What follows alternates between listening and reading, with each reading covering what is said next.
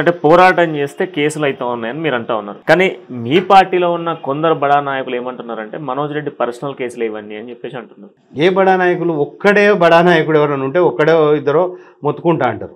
ఆ బడా నాయకుడు వాళ్ళ కింద ఉన్న అనుచరులు, స్వార్థపరులు, రేపు పదవులు కావాలని ఆలోచించేటోడు ఇలాంటోడు మొత్తుకుంటాడు తప్పించి ఇప్పుడు ఎంత లేకుంటే మాత్రం ఇప్పుడు కేసీఆర్ గారి దృష్టి దాకా పోయింది. ఇక్కడ మా దగ్గర జరిగింది ఏంది, మనోజ్ రెడ్డిని ఎందుకు అరెస్ట్ చేసిండ్రు అన్నది ప్రతి ఒక్క చిన్న పిల్లగాడి నుంచి పెద్ద ఉన్న కాన్స్టిట్యున్సీ మొత్తం తెలుసు, జిల్లా మొత్తం తెలుసు, ఇవాళ రాష్ట్రం మొత్తం తెలుసు మనోజ్ రెడ్డిని ఎందుకు అరెస్ట్ చేసిండ్రు అని ప్రతి ఒక్కరికి తెలుసు ఈ విషయం. This is the fact.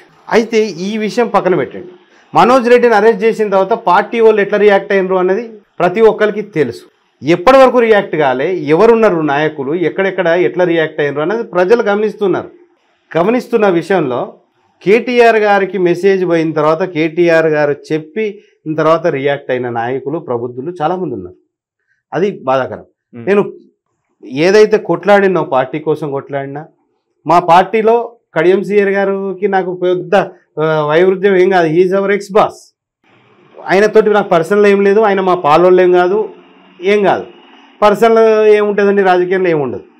అయినప్పటికీ కూడా కేసీఆర్ గారికి మోసం చేసిందన్న కాన్సెప్ట్ తోటి, పార్టీని వంచిపోయిందనే కాన్సెప్ట్ తోటి, స్టేషన్ కనుక ప్రజలను మోసం చేసిపోయినన్న కాన్సెప్ట్ తోటి, మా కష్టం అంతా వృధా నీళ్లపాలు చేసిందన్న బాధతోటి మేము వారి మీద రియాక్ట్ కావడం జరిగింది. వారి మీద గట్టిగా రియాక్ట్ అయినాం. అట్లా రియాక్ట్ కాలేదు. ప్లస్ మేము రియాక్ట్ అయినందుకు ఒక బాల్ వేసినప్పుడు అవతలోడు 6 కొట్టాలో 4 కొట్టుడో ఏదో చేస్తారు. అది కామన్ రాజకీయంలో. వారు నా మీద కేసులు పెట్టినందుకు నేను ఏదో భయపడో బాధపడో ఇంకేం లేను.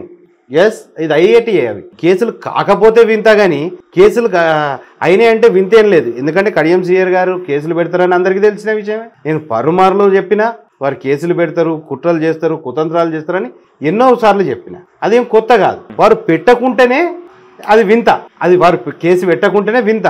వారు కేసు పెడితే వింత ఏం కాదు. ప్లస్ వారి మీద మాకు కోపం కూడా ఎట్లాంటిది లేదు. మా ఆట మేము ఆడినాం, వారి ఆట వారు ఆడింది. ఎందుకంటే వారు మమ్మల్ని కంట్రోల్ చేయాలి కదా, మనల్ని బంధించి పెట్టాలి కదా, మనం మళ్ళీ మాట్లాడకుండా చేయాలన్న ఉద్దేశంతో వారి ఆట వారు ఆడేరు.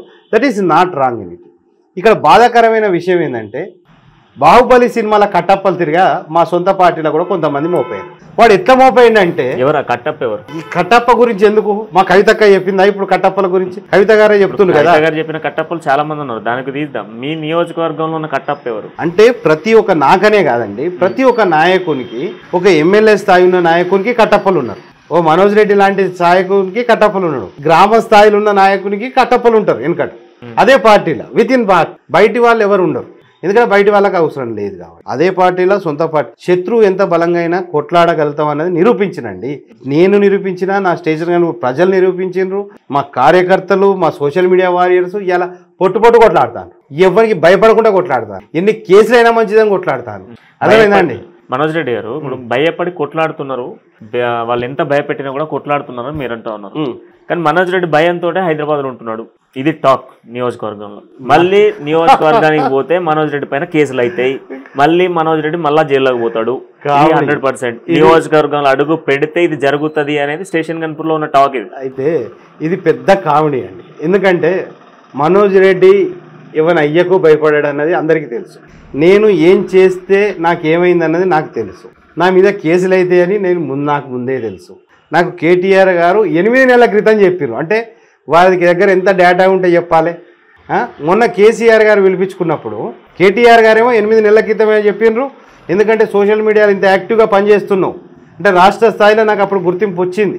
ఇలా పనిచేస్తున్నావు, ఇది చేస్తున్నావు, నీ మీద కేసులు అయితే తప్పదని అప్పుడే అందరు అడ్వకేట్లను పరిచయం చేశారు, లీగల్ టీమ్ని. అంటే చూడండి, నా గురించి నా నాయకుడు ఎట్లా ఆలోచించిండు అన్నది చాలా సంతోషమైన విషయం. మొన్న కేసులు అయినాయి అన్నట్టే, వారు అన్నట్టే జైలుకు పోవడం జరిగేది. అన్నయ్య కేసీఆర్ గారిని కలవడానికి పోయినాం.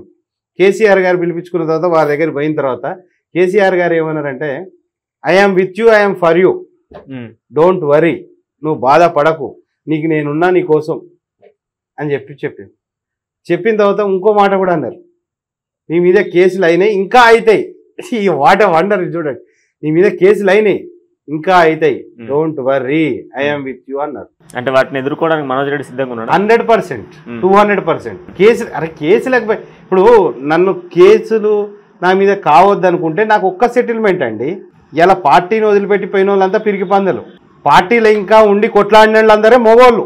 వాస్తవంగా చెప్పాలంటే నాకు అందరికంటే ఎక్కువ అవకాశాలు ఉన్నాయి ఏది కాంగ్రెస్ పార్టీలో. మీకు తెలియంది కాదు, ప్రజలకు తెలియంది కాదు, నన్ను చూస్తున్న వాళ్ళందరికీ తెలియంది కాదు. నేను ఉన్నది ఉన్నట్టు మాట్లాడతా, ముక్కుసూటిగా మాట్లాడతా, ఎవరిని అయ్యకు భయపడే సమస్య ఉండదు, పోరాడే తత్వం మాది.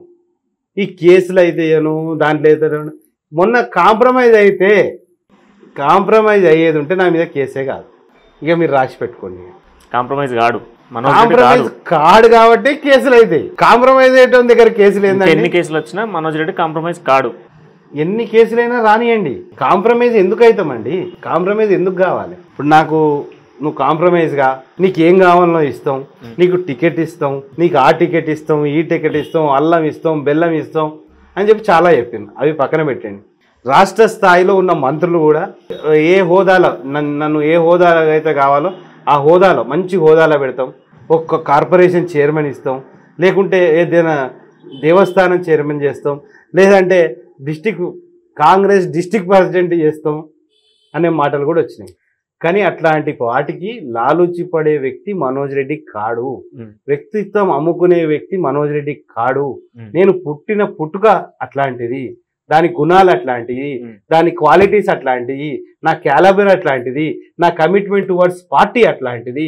నేను నాయకుడిని ఇష్టపడితే నాయకుడిని కాపాడుకోవడానికి ముందుండి ఒక సైనికునిలాగా, యుద్ధంలో సైనికుడు ఏమవుతాడండి, నాయకుని మీద బాణం వస్తుందంటే రాజును కాపాడుకోవడానికి సైనికుడు ముందు పడతాడు. అట్లాంటిది ఇవాళ బీఆర్ఎస్ పార్టీలో ఉన్న నాయకుల కోసం ఈ కార్యకర్త ముందు పడతాడు, దానిలో డౌటే లేదు. ఇది మనోజ్ రెడ్డి తత్వం.